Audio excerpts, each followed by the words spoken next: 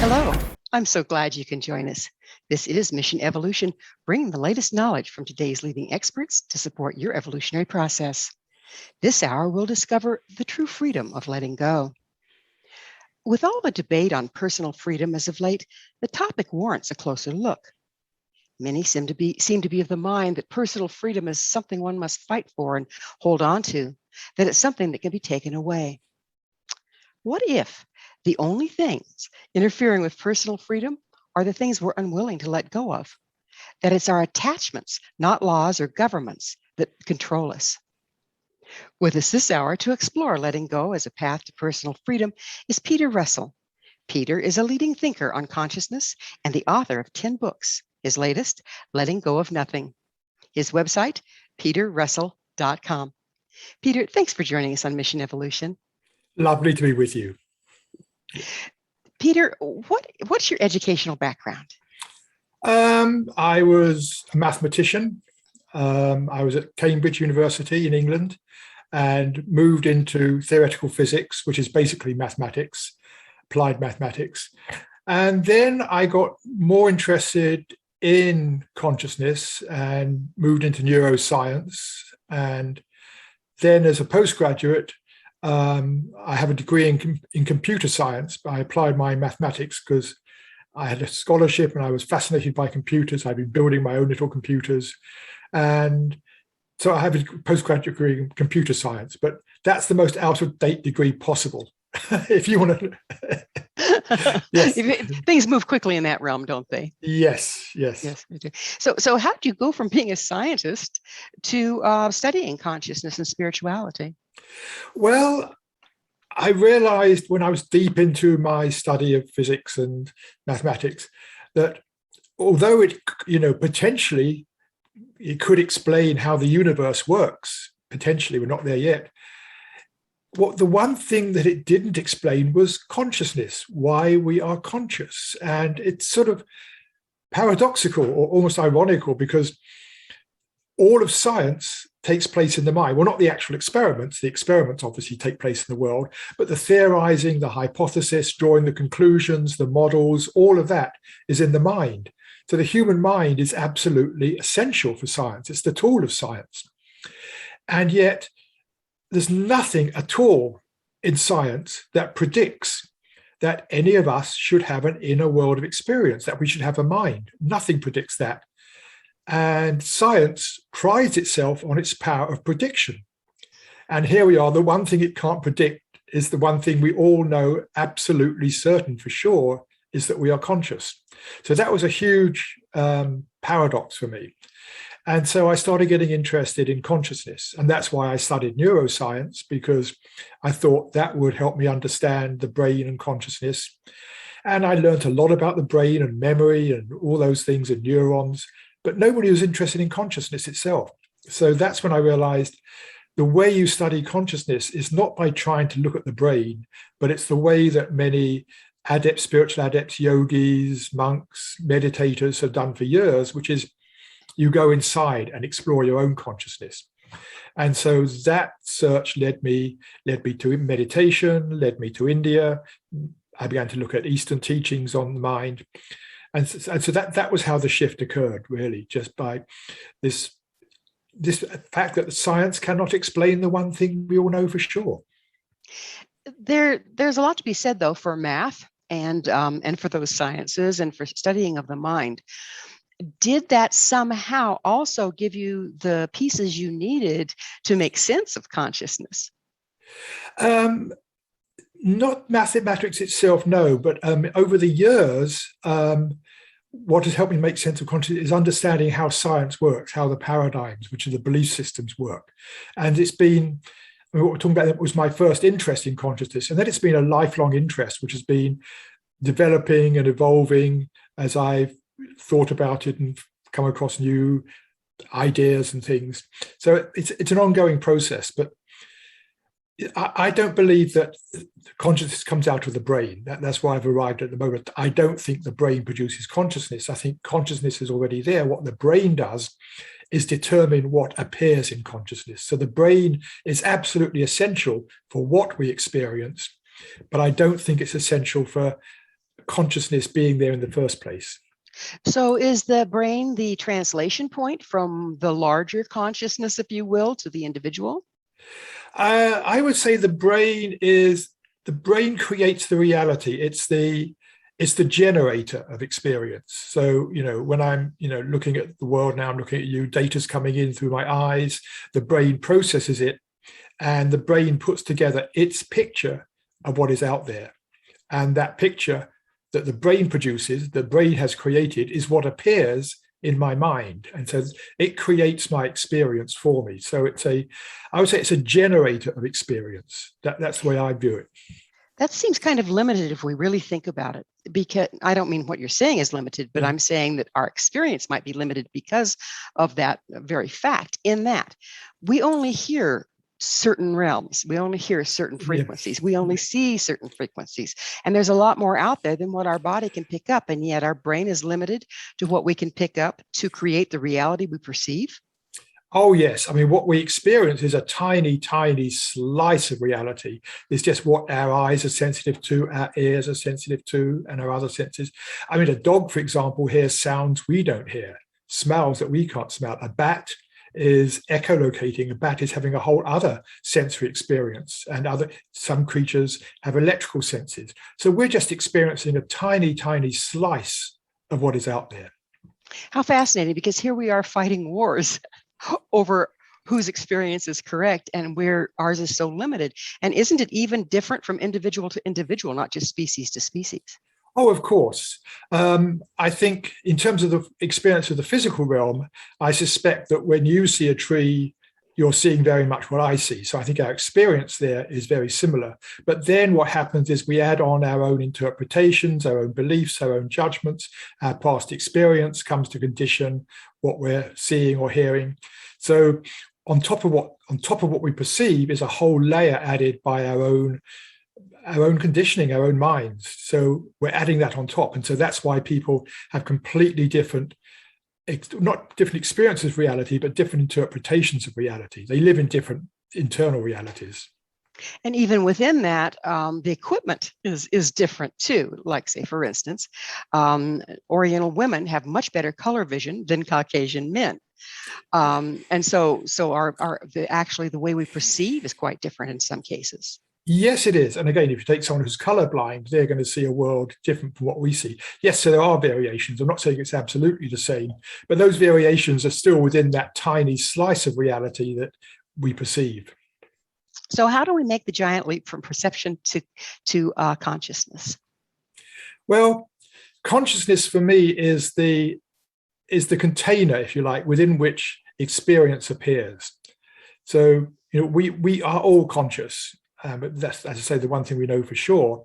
And then perception actually gives us the actual world that we experience. It gives us the forms, the activities that arise in our experience. So I see consciousness is, if you like, the container. Perception are the contents that appear in it.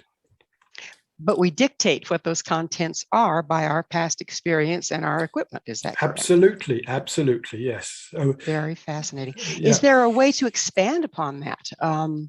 So we come in with kind of a default setting based on our damage and our experiences and our equipment, if you will. Can we expand that so that our consciousness expands, or our perception of consciousness expands? So yes, I would say consciousness itself doesn't change. It's just the basic container. What changes is what we are aware of. So I don't think we can do much to actually change our physical organism. I mean, maybe in the future we'll be able to, but I don't think we can change how we perceive. What we can change is how we interpret, how we judge what we perceive. And that's much more where I think meditation and things come in, because we can begin to look at our thoughts, look at what's going on, look at how we're interpreting things, looking at how our egos get in the way of things. So I think there's a lot we can do when we start exploring our own minds and looking at how we as individuals actually work. And in that area, we all work in very, very different ways. So is there a way also, you say there's no way to change, the facility that we perceive through. But what about attention and focus? Can't we hone those to where we do become more aware of things around us? Oh, absolutely, absolutely. And attention, I'm glad you mentioned it, attention is absolutely critical. And I think what happens with a lot of us, most of the time, I know it happens to me a lot, is our attention gets preoccupied with something. We're focusing on something. And as soon as our attention is focused on something, we are not aware of so much else that's going on.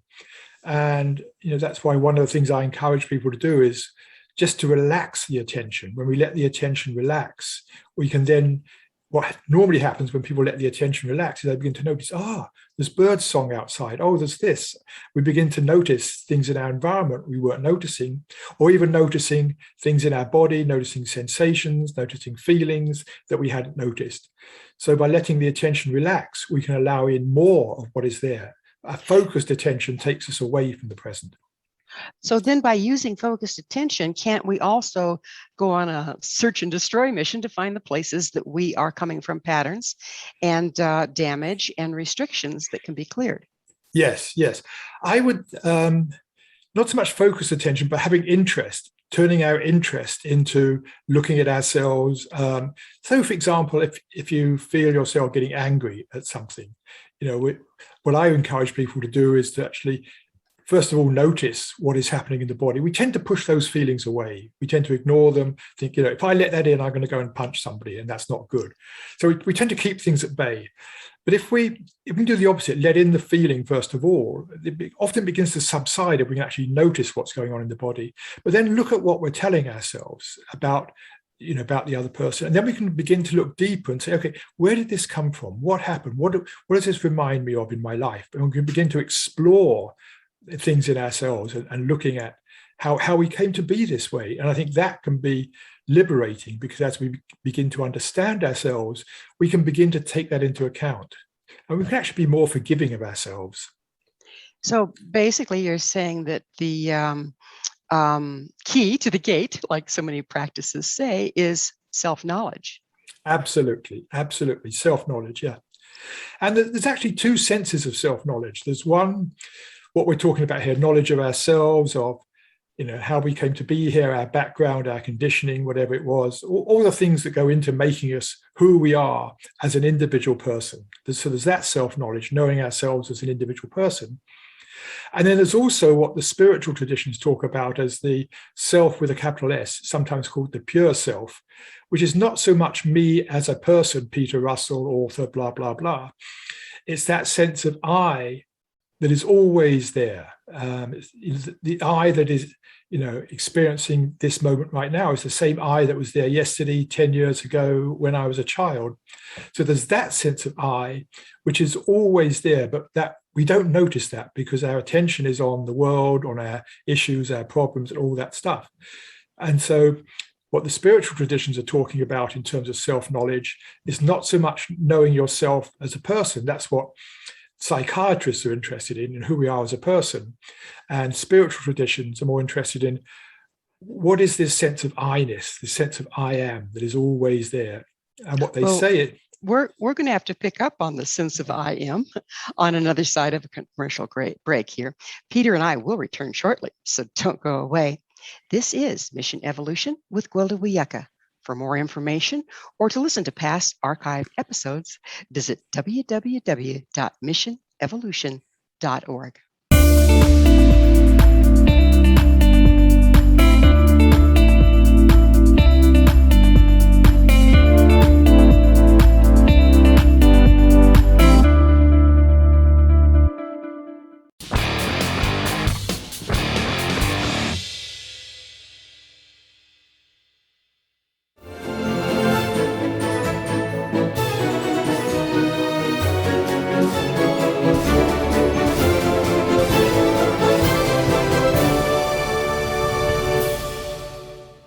This is Mission Evolution, missionevolution.org, dedicated to unification and evolution of consciousness.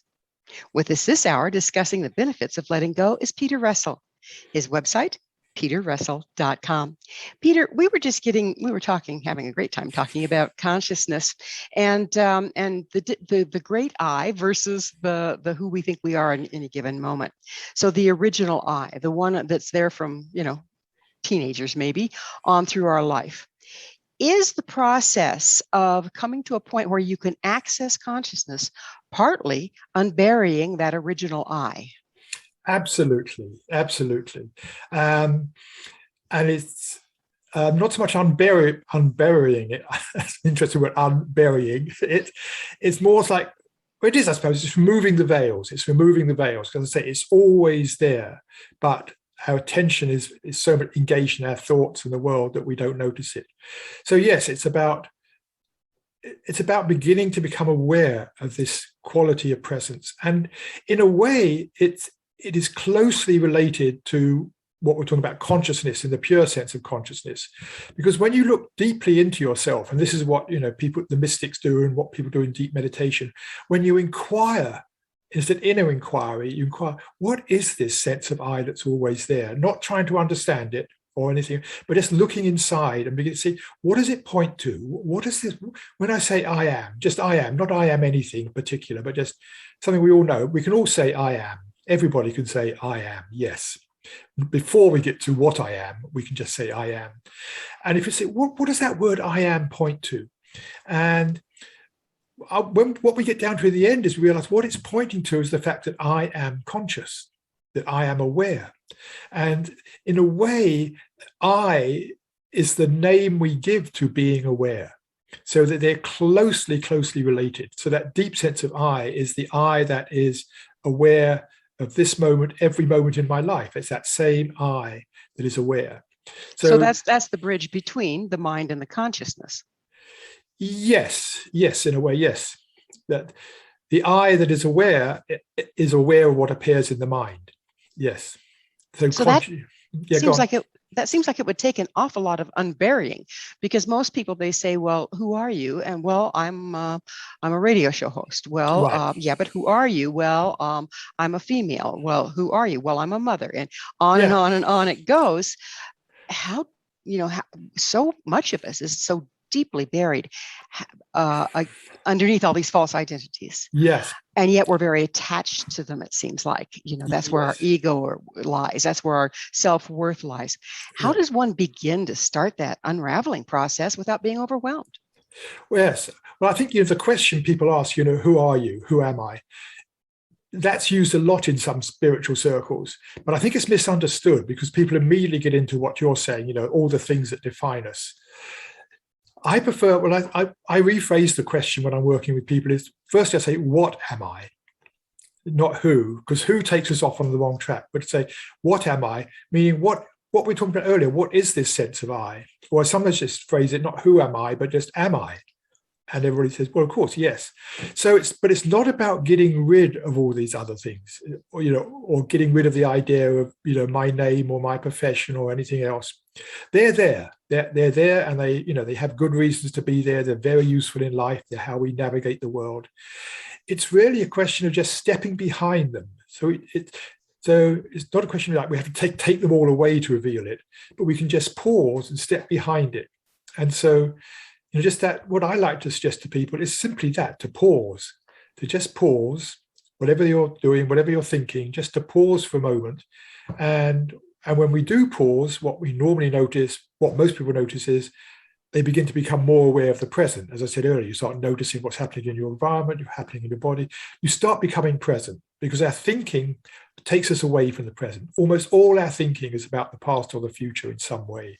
So when we just pause our thinking and just here I am, and then experiencing the present, and then in that state of just becoming present, we can just begin to inquire, what does it mean to be aware?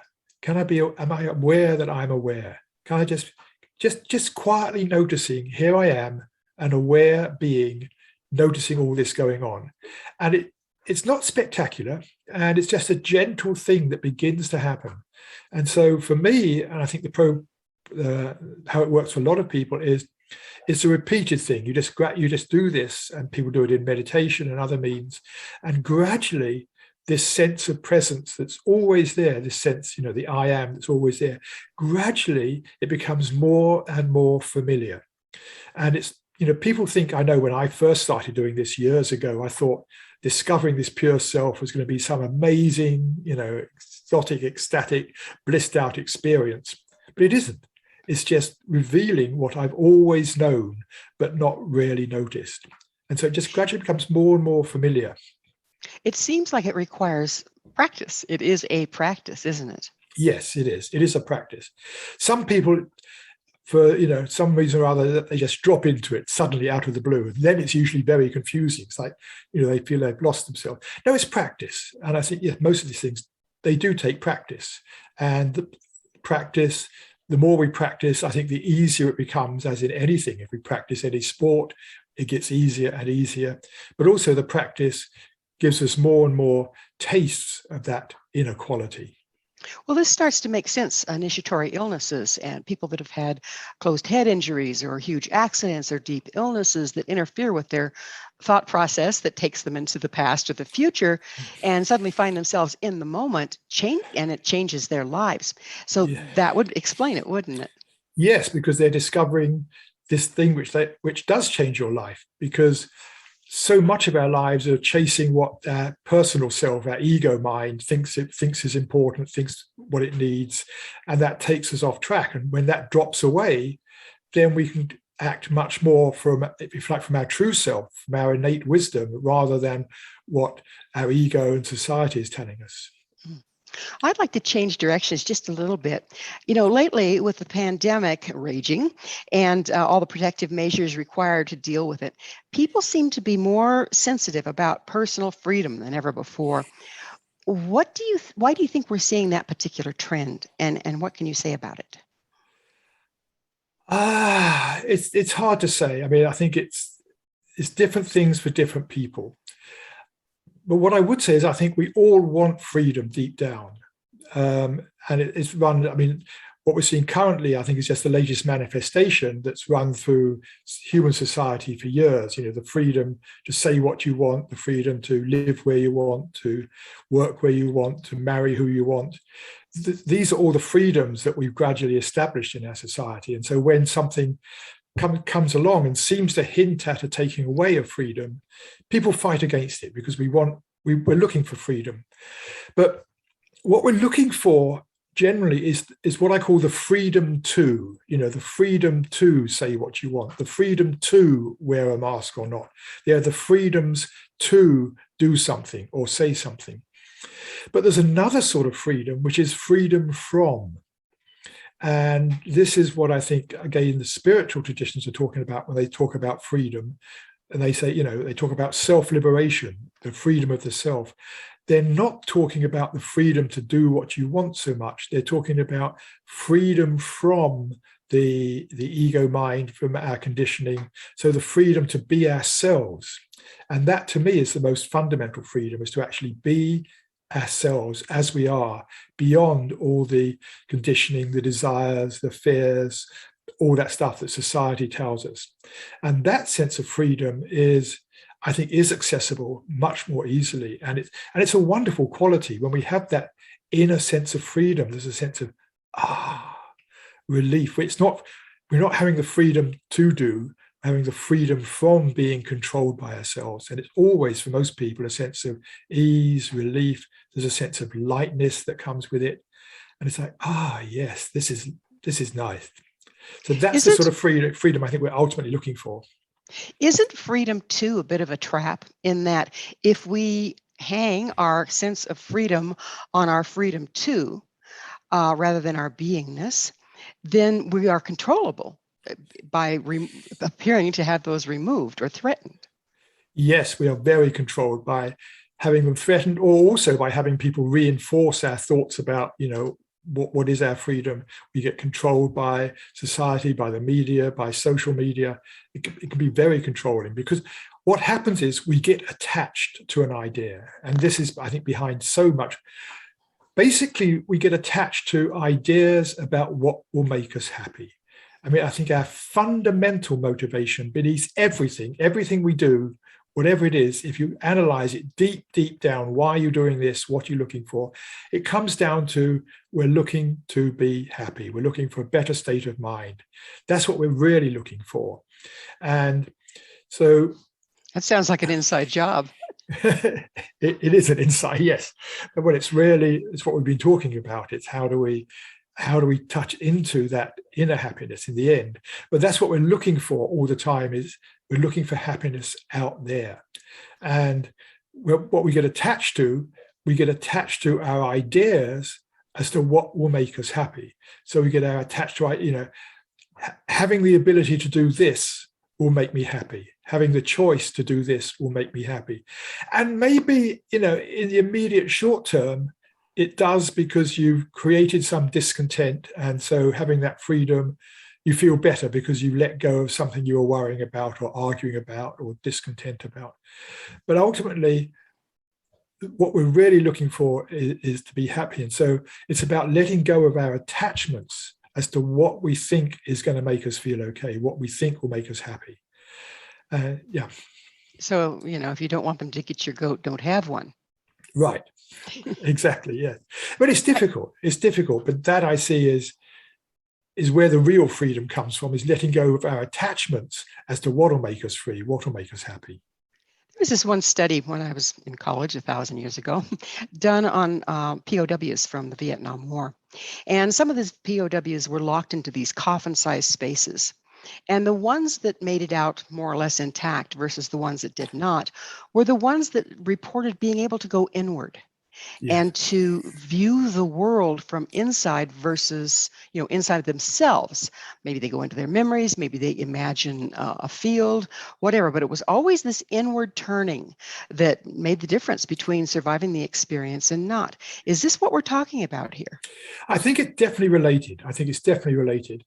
When we go in, we can begin to, first of all, there's a richness of going within in terms of our own being. We can connect with ourselves. We can begin to maybe see things in a different way, understand things in a different way.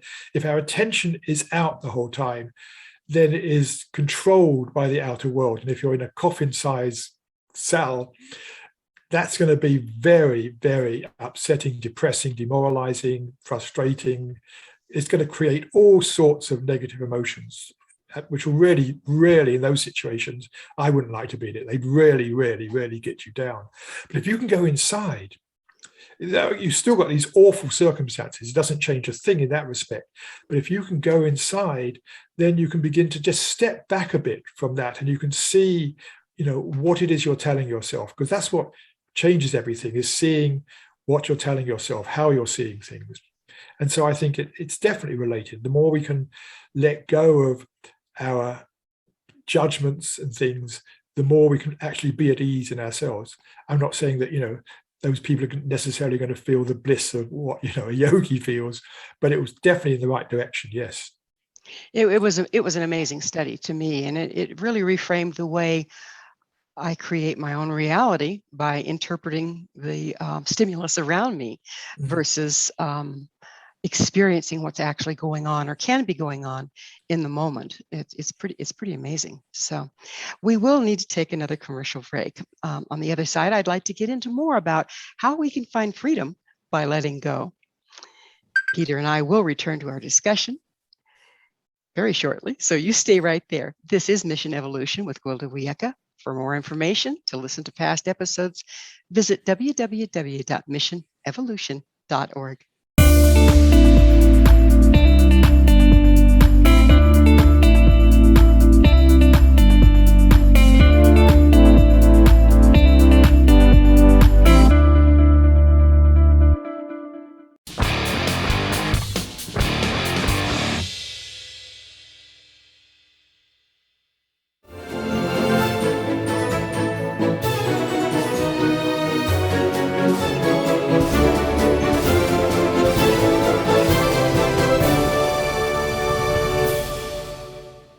Welcome back. This is Mission Evolution, missionevolution.org. Our guest this hour is Peter Russell. We're speaking about the hidden pitfalls of attachment. His website, peterrussell.com. Peter, we were starting to get into how we can use the aspect of becoming more conscious to find freedom in our day-to-day circumstance. Would you go into that a little bit for us? Yes, and as we mentioned just before we close, is about letting go of our attachments to things. The way I see our attachments are our ideas and beliefs about what will make us happy. And there's various ways we can go about it. I mean, a very simple way, which I often offer to people when we think we must have something, whatever it is to ask two simple questions. Is if I got this, would I really be happy? And the often answer is, well, who knows, maybe short term.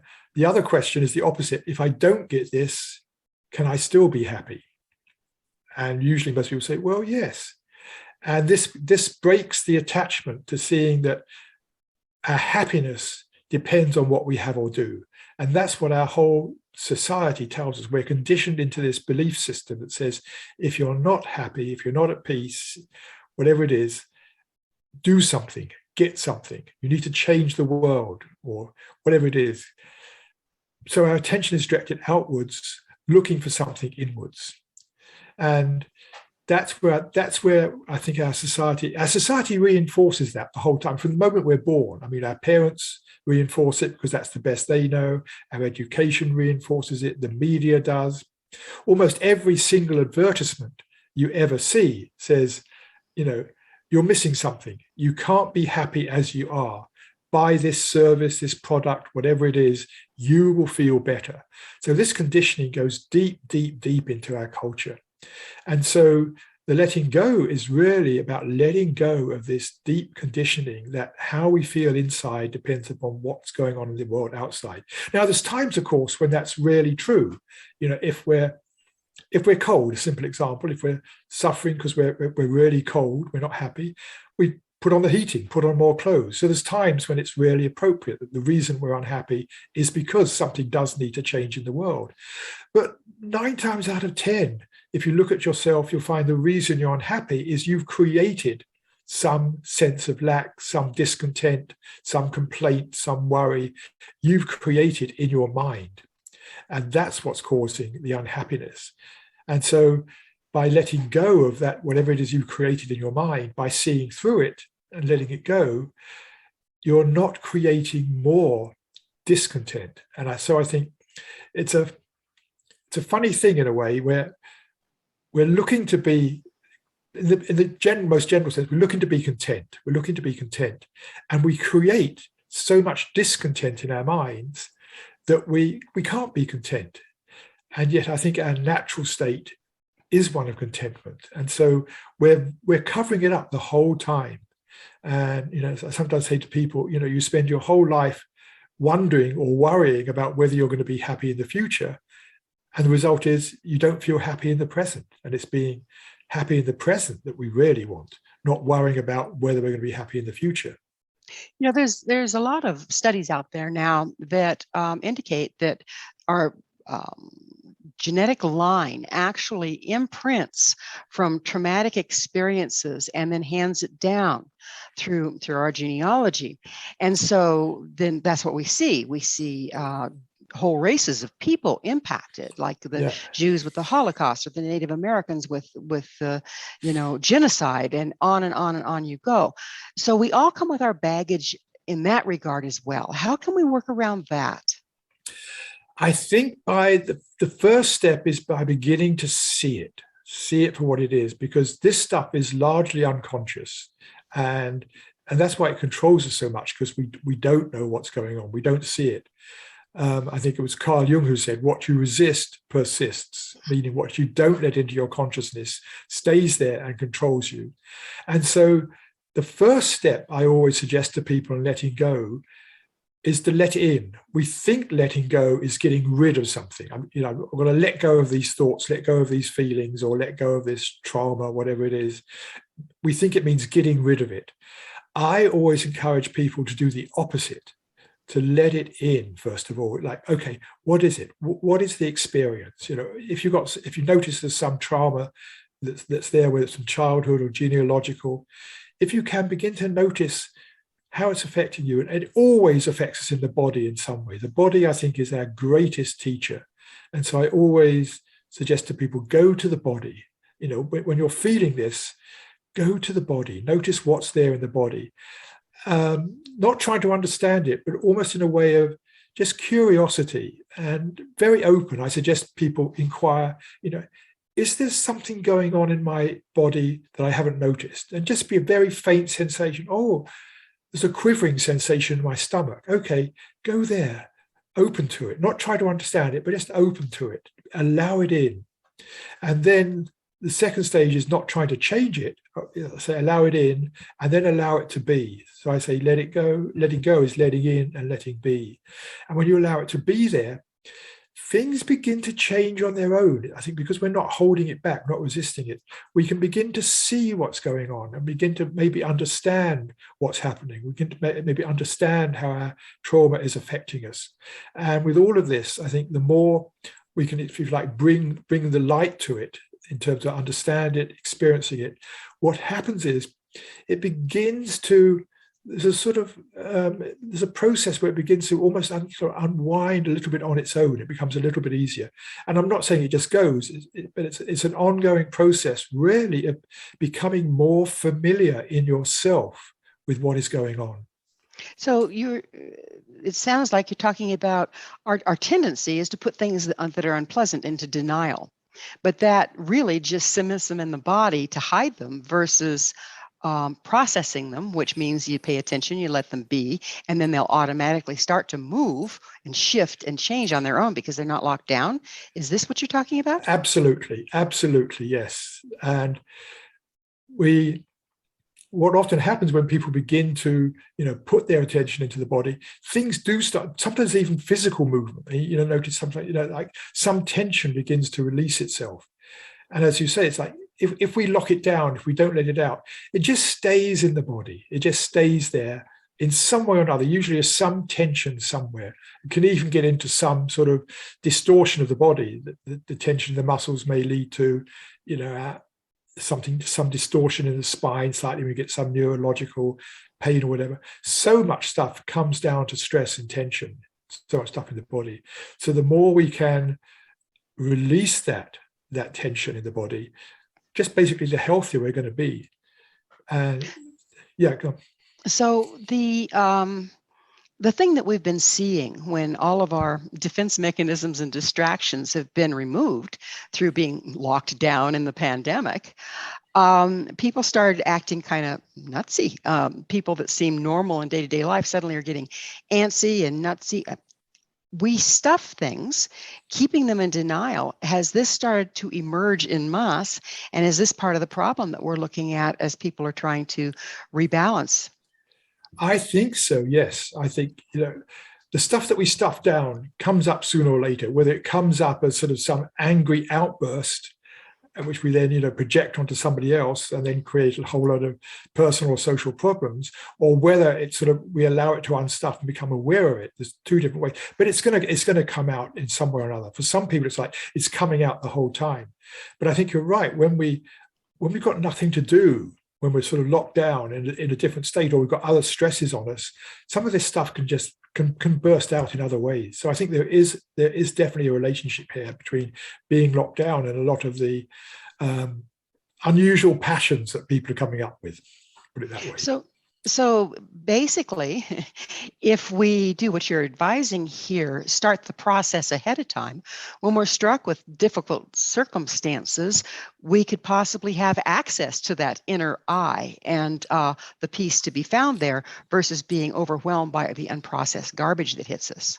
Definitely.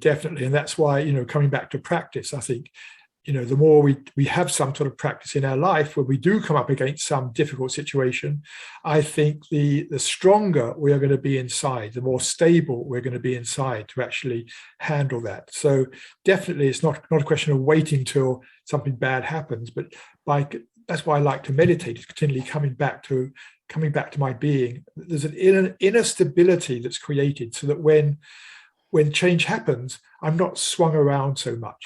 I think of it as I often think of as trees in a forest facing a storm. The tree that's going to survive needs two things. One, it needs to be firmly rooted. And that's about us being firmly grounded in our own being, so that we're not tossed around by the wind, we're not blown over by things. But then the other side is trees need to be flexible, they need to bend with the wind. And so I think, we need to be able to be flexible, which again is not being attached to how things should be. So that when things go against the way we think things should be, or some surprise happens, we can bend with it. It doesn't mean to say we have to say this is a good thing, but we can bend with it. We're not going to resist it. So doesn't that, the ability to bend, isn't it related to the ability to not be attached to the way it turns out, to not be attached to the status quo? Absolutely, absolutely. So yes, the not being attached gives us that freedom to actually respond differently when things happen.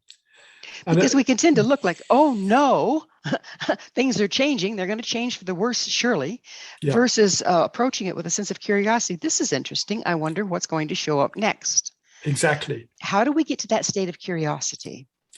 One exercise I suggest people do is to just hold the question, is there another way of seeing this? Not to try to find an answer, but just to, you're in a situation and just ask yourself, ask your inner self, is there another way of seeing this? And then just to wait, not to try to work it out, but just to wait, because the answer is going to come from inside you as another way of seeing things. And so that question, in a way, bypasses our attachments. And what comes up is usually a much more loving way of seeing things, a much more easier way of seeing things. And you realize a much more sort of truthful way of seeing things. By seeing things in a different way, does it give you the opportunity to recognize and take advantage of opportunities you might otherwise miss? Definitely, yes. Because when we're stuck in a certain way of seeing things, that conditions what we're going to think is possible, what we can do. When we shift our perception and see things in a different way, a whole new field opens up of how to do things.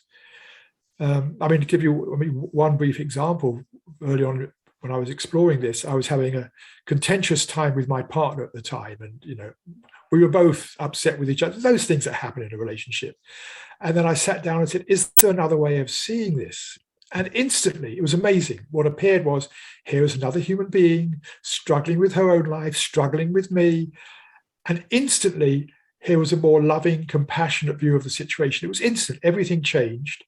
And then I realized, okay, I know what I need to do. Instead of trying to resist this fighter, I just need to come back and go and actually see her and just say, okay, I see what's going on. And so it changed everything of how I approached the situation. It was all healed within minutes. But because I was holding on to my attachment of how things should be, we've been going on for 2 days. And yeah. So that that requires, though, coming back into the present, doesn't it? Yes, it does. I think everything requires coming back into the present. And that's a key thing. As Ram Dass said, be here now. It's all about coming back to the present, because our thinking takes us off into the past or future. In that situation, I could have been getting annoyed at what had happened, blah, blah, blah, blah. Or I could be getting, this is how I want her to be, this sort of stuff. And so coming back. It is, Peter, it is time for a commercial break. Peter and I will be back shortly to continue our discussion. Don't you go away. This is Mission Evolution with Gwilda Wiyaka. For more information or to listen to past archived episodes, visit www.missionevolution.org.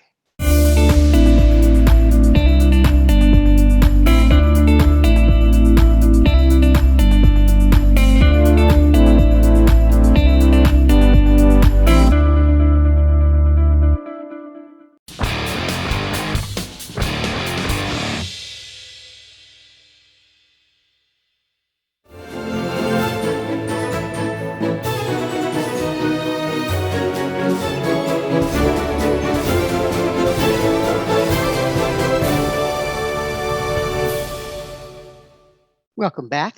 This is Mission Evolution, bringing together gifted people of service to the world.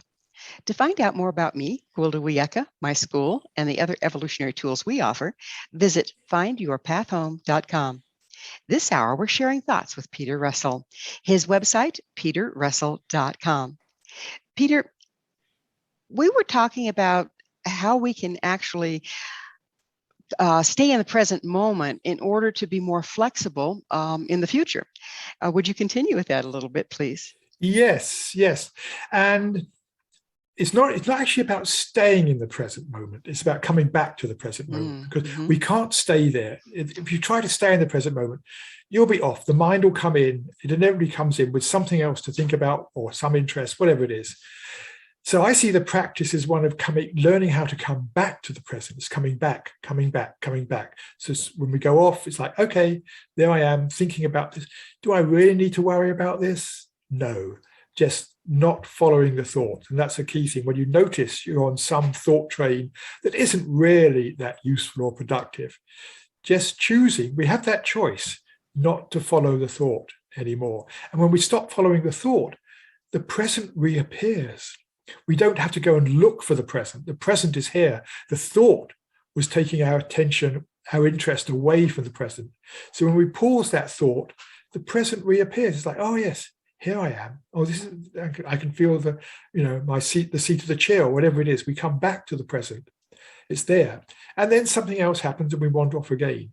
So that's where the practice comes in. We're talking about the practice is just learning how to come back to being present easily without any effort. And that's also important. It doesn't take any effort to do this. It just takes the choice to leave behind a certain thought stream, whatever it is, just to leave it behind for now. And here is the present again. It's there already, just waiting for us. So it's constant correction, or consistent correction. Yes, yes. It's Peter, it seems like so many of us have what I call these tapes that go on. And once we slow down enough and start paying attention to what's going on inside, we hear these tapes that have been running as long as we can remember. Could you speak to those a little bit and how to move through that? Yes. We've all got those. And I think the first stage is what you're saying, is this thing when we begin to slow down a bit, we begin to notice them. And that's the letting them in bit. We begin to let them in. We begin to notice what they are. And then once we begin to notice them, a good question is, well, firstly, we can say, how true is this? There's usually some truth to it, because if we got some tape going, there's some reason it got set up in the first place. So there's some truth to it. And we can begin to look into that and see what the truth is, where it came from. But there's also the other side of it is, what is the cost of this tape? So the second question is, having looked at why it's there, what is the truth to it?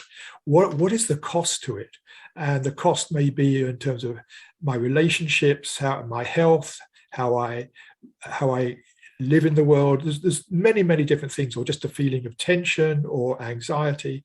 Once we begin to see the cost, then it becomes easier to let it go. We realize, okay, it was there for a reason, it's been useful, but now it's no longer serving me. And so when we see that, we're not holding on to it so tightly. We can begin to release it. So you speak of the truth of these tapes, and there's some truth in everything, no doubt. However, if we've been running these tapes unconsciously, have we been creating truth out of them? I think that also happens, yes. I think two things happen. Often the tapes we're running actually get distorted. We think we have certain memories and we distort them. We create a different truth.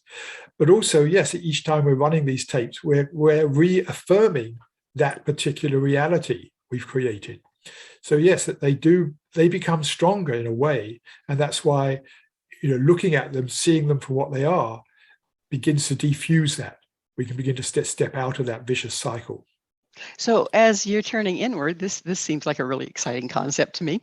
As you're turning inward, you're giving yourself the power to recreate your reality to one of your liking versus reliving in a knee-jerk way the things of the past. Beautifully said. Yep. Yes, definitely. That is freedom, isn't it? That is freedom. We're being free, and this is freedom from, again. This is freedom from the conditioning of the tapes and all they lead us to do, which is, maybe against our best interests. So yes, it's freedom from that. And then when we have that freedom from, we come back to like, yes, this is how it feels to be free from that. There's always a sense of relief or something like that. And so then we're in a position to decide, what we want to believe, what we want to tell ourselves, so we can begin to create things in a different way. So if we go, basically what we've done here is we've gone full circle from being unconscious to going into consciousness. When we become conscious, then we have the tools, the key, we're in the present moment, and we can shift our reality by shifting our perceptions. But until we let go of the things that have us distracted from the moment, we're a passenger, aren't we? Yes. And we're almost a victim of our own thinking and our own conditioning. And it runs us. So we don't really have freedom at all. It determines what we do, what we think. And so we're in a sense, we're stepping off our own train. Let's talk a little bit about polarization, because we sure see a lot of that going on out there. What's the impact of polarization when we polarize against something or polarize for it? What does that do to where we are as far as being in the present moment and being empowered? I think what it does is it nearly always takes us out of the present moment, because when we feel polarized, we feel there's an us and them. There's us, and then there's the enemy, and they've got it wrong for some reason or another. They're not doing the right thing. They're standing in the way of me being happy, whatever it is. So in that polarization, we create this, we create a discontent about other people. And that takes us into a whole lot of, again, unnecessary stuff. Arguing with ourselves about why they're wrong, or with other people, or whatever it is, or why we're right. It catches us. It takes us into the world of thinking, and again, it takes us into the world of discontent. Polarization may produce a very short-term contentment, like I'm right, they're wrong, but it actually again overshadows that natural state of contentment. And it's unnecessary, really. We don't need to get into all this polarized thought. It's, we can disagree with people. That's absolutely fine. We can have different opinions from people, but when we start making them the enemy, that takes us over, and we start fighting. It produces tension, it produces fear in ourselves. It takes us over. So fine to have different opinions, but not to get caught into why they're making them the enemy. It seems like, degrees of polarization, we need polarization in the world for everything to work, right down to electricity. But when things become extremely polarized, don't they become extremely distorted? And pretty soon people are getting further and further and further and further apart. And there's no unity. There's no way to find the present moment. And there's no way to find the truth of who we are, or the truth of others. Right. Yeah, that certainly seems to be happening in our world today with social media and things. And the more we each end up in our own little thought bubble, our own little reality bubble, and that's definitely happening. But then I think even within that, there's still this thing. We have the choice still. We can come back to being present. It stops us being present, but we can, once we see what's going on, we always have that choice to just pause and come back to, here I am, and that can begin to disconnect us from the attachment. I mean, the polarization just becomes another attachment to what is right and what is wrong. But yes, we get, yeah. What's interesting is the magic that can happen when one person of this polarized situation comes back to center. Yes. There's no longer that equal but opposite pull, and it changes the circumstance. How does that happen? What causes that? Because I think that's fascinating, because when you've got some sort of polarization between two people, and it could just be two people in an argument about something, what tends to happen is very subtly, we're attacking the other person. It may just be body language, tone of voice, or maybe overt, say, you stupid person for believing that, whatever it is. But there's a sense of attack, and the other person is attacking us. And so two people are actually in an attack mode. They're fighting each other. And none of us want to feel attacked. All of us, fundamentally, we want to be respected. We want to be loved. We don't want to be attacked or criticized or rejected. So when one person stops doing that, it breaks this vicious cycle. So if you and I were in some sort of argument about something and attacking each other, if you just, stop doing it, you're not going to fuel me. I have nothing to attack back. And so this is why one person stopping that can actually disarm the other person. It's only when we're both attacking each other that we keep that vicious circle going. So that's a really, really important thing to do. What I suggest people do is, in any difficult situation where there is something like this going on between two people, is to say, ask, how can I express this in such a way that the other person doesn't feel attacked? How can I express this in such a way that the other person feels loved, they feel respected, they feel better for it? And if we start doing that in our life, I think everything begins to change. It's amazing how quickly it can happen. Yeah. So, Peter, what is your mission? My mission really is to distill the essence of what I see is in the world's spiritual traditions. They're often, you look at them on the surface and they all seem different, different views of reality or deities or practices or whatever it is. But I think there's a common core to all the world's spiritual traditions. And what I've been interested in my life is, what is that essential wisdom that's there underneath them all? And then finding ways to share that and express that with people in contemporary language, without any religious, spiritual baggage, but in very down-to-earth terms, hopefully a bit like what we've been doing today. So that's what I try to do in the world. That's a beautiful service. Where can people find out more about you and get your books? You have 10 of them out, I understand. Right. Well, my website, which you've mentioned, peterrussell.com, there's all my lots of books and videos and about 400 articles I've written over the years. And my latest book is called Letting Go of Nothing, which is really about a change of mind, what we've been talking up here, letting go of nothing. And you should be able to get that at any good bookstore, support your local bookstore. But there's lots of information on that on my own website. It's right there on the homepage. So peterrussell.com, with 2 hours on Russell, not spelling it the French way, but 2 hours on Russell. Otherwise you end up on another site. So peterrussell.com. So no French, we're going to go for English this time. Yes, yeah. So in closing, what do you have to share with Mission Evolution's worldwide audience? I think in the end, well, there's two things. One, what we've been talking about is just be a little kinder to each other, and pause. Just take time to pause now and again and just come back to noticing how it is to be more present. Being more present, that's amazing, isn't it? And isn't that the only place where we can meet each other, is if we're present? Absolutely, yeah. Well, we can meet each other in other ways, but then it tends to be, more destructive. That's the way we can truly meet each other, because then I am coming from that place in me, and I know you have the same place in you. So we're coming from the same place inside. Yeah, beautiful, beautiful thought.